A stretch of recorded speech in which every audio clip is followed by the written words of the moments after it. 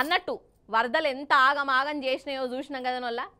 అయితే ఈ వానలు వరదలల్లనే కొందరు పండగ చేసుకుంటాండ్రల్లో. పండగ మన రేవంత్ సార్ గురించి కాదోళ్ళ నేను చెప్పేది. సార్ ముచ్చట ఒడిచింది కదా, ఇది వేరే ముచ్చట. కొందరు జనాలు వేసుకుంటున్న పండగ ఉత్త పచ్చి పండుగ కూడా కాదోల్లా, చేపల పండుగ. చేపల పండుగ అగ చూడుండ్రి కావాలంటే. ఇగో ఇలా పచ్చ చూడుర్రి, చేపల కోసమొల్లా జడ్చలలా రిఖాన్ లేకుండా వాన పడ్డది. ఇండ్లకు గల్లీలకు నీళ్ళు వచ్చినాయి.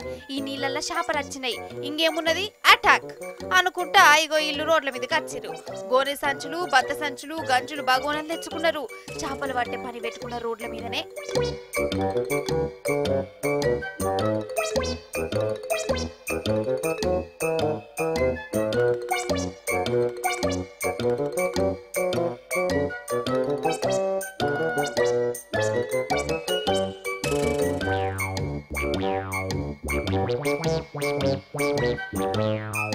అగో ఈయనకు పెద్ద చేపనే దొరికింది.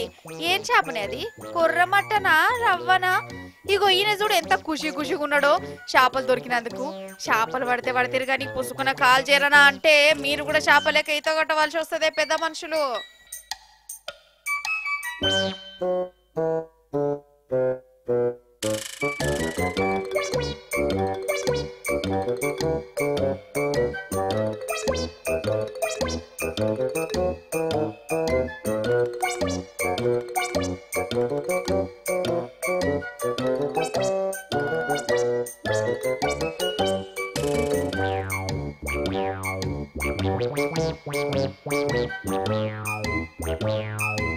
ఇటు నిర్మల చూడురిగా ఏదో బంగారాన్నో వజ్రాలనో దేవులాడినట్టే దేవులాడుతున్నారు రోడ్ల మీద.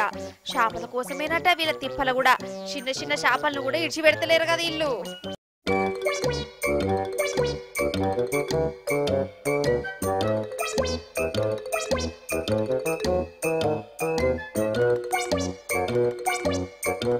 వీళ్ళది ఇట్లున్నదా? ఇంకో దిక్కు జనాలు సాహసాలు మాత్రం అంటలేరు వల్ల. అసలే ఇంట్లోకెళ్ళి బయటికి వెళ్ళొద్దంటే సైకిళ్ళు బండ్లు పట్టుకొని వాగులను దాటుతురు. గినేసుడు ఇంత పెద్ద వరదల సైకిల్ను సాఫ్ చేస్తుండు. అవసరమా అనే ఓ దిక్కు వాననే రావట్టే ఇప్పుడే సైకిల్ని కడగాలనా? గిట్లున్నాయల్లా కొందరు చిత్రాలు.